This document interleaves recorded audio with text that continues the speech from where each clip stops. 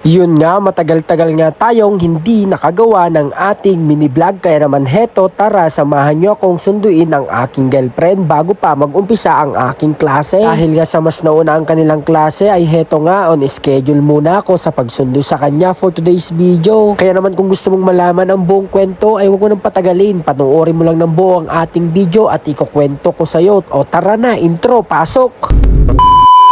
5:30 PM nga ang kanyang out, kaya heto naman at gumagayak na ako upang sunduhin siya. Ang oras nga ng paggayak ko na ito ay 4:40 pa lang, pero bawal malate dahil may dragon na magagalit kapag siya ay naghintay sa may malapit sa school nila. Nyame. Pero bago nga ang lahat ng yan ay pinapakilala ko nga muna sa inyo ang Paypayog by Ingo Vibes TV. Kung curious ka na at hindi mo pa nasusubukan ay mag-comment ka lang sa ating comment section kung malapit ka at ako na mismo ang magdi-deliver sa'yo. At kung ikaw ay malayo ay huwag ka mag-alala dahil meron tayong TikTok shop at meron din tayong Shopee shop. Yun, balik na nga tayo sa ating video. Naabutan na nga tayo ng pagkahaba-habang traffic dito banda sa may highway. Dahil nga sa uwian na rin ng mga estudyante. Nga pala mga idol, sa mga nanonood sa aking TikTok account na naghahanap sa ating binubuong road bike, pansamantala ko muna itong tinigil sa kadahilanang ako ay nai-stress na nga dahil sa hindi ko na nga talaga mabaklas-baklas ang kanyang bottom bracket na na-stack up ng 4 na taon. Subukan ko na nga itong gamitan ng power tools. Pinainitan ko na rin ang last option na welding. Kaya naman siguro sa susunod na video ay ipapakita ko na lang sa inyo na ipupunta natin siya ng machine shop at doon na kakalaman kung ayaw pa rin talaga matanggal. At kung ayaw pa rin nga matanggal, pag pinamachine shop na nga natin ay ang bubuuin ko na nga lang ay yung mountain bike. I-upgrade ko na lang siya ulit. Balik na nga tayo sa ating mini vlog. Sa dire-diretso nga nating pagmamotor ay madadaanan na nga natin dito ang iconic na Red Horse Beer. At sa part nga ng video ito ay ramdam pa rin natin ang pagkahaba-habang traffic, kaya naman dito na lang tayo sa may gilid dumaan. At bago nga natin mapasok ang bayan ng Cabanatuan City, huminto nga lang tayo saglit dito dahil nga merong checkpoint. Kaya naman agad-agad ko nang binigay ang aking lisensya at ang aking ORCR, tapos pagkatapos nun ay diretso na nga na naman tayo sa ating biyahe. Dire-diretsuin mo nga lang ito onte at mapapasok mo na nga dito ang bayan ng Cabanatuan City, Nueva Ecija. Kapasok mo nga ng Cabanatuan City, Nueva Ecija ay dito sa may kanan ay dito nga ang papunta ng Silex, papunta ng Aliaga at papunta ng Tarlac. Meron na ding daanan papunta ng Bulacan dyan. E naman kung merong taga Cabanatuan City, Nueva Ecija na nanonood ng ating pangmalakasang video ay huwag mo kakalimutang mag-iwan ng bakas sa ating comment section. Nagpasan ko na nga rito ang Valdepuente, Cabanatuan City, Nueva Ecija. At hindi na nga rin ako nag-video doon dahil sa sobrang traffic lang din naman. Kaya naman pagkalipas lamang ng ilang saglit ay nandito na nga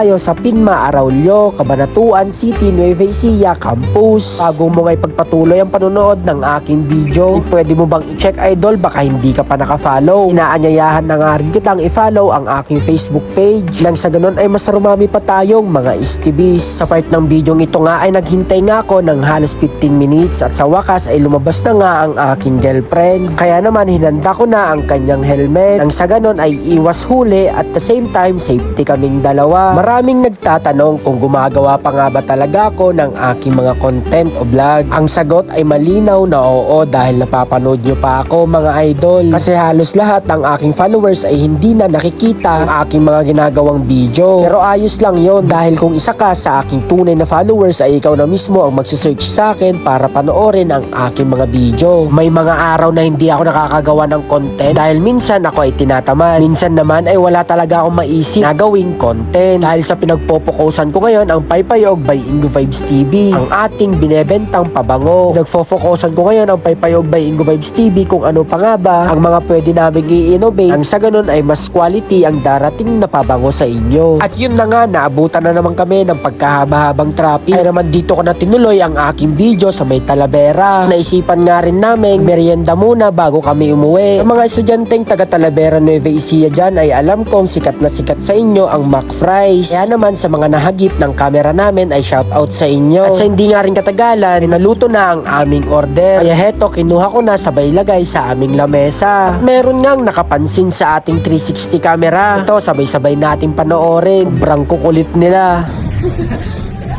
Hey guys, welcome back to my vlog guys.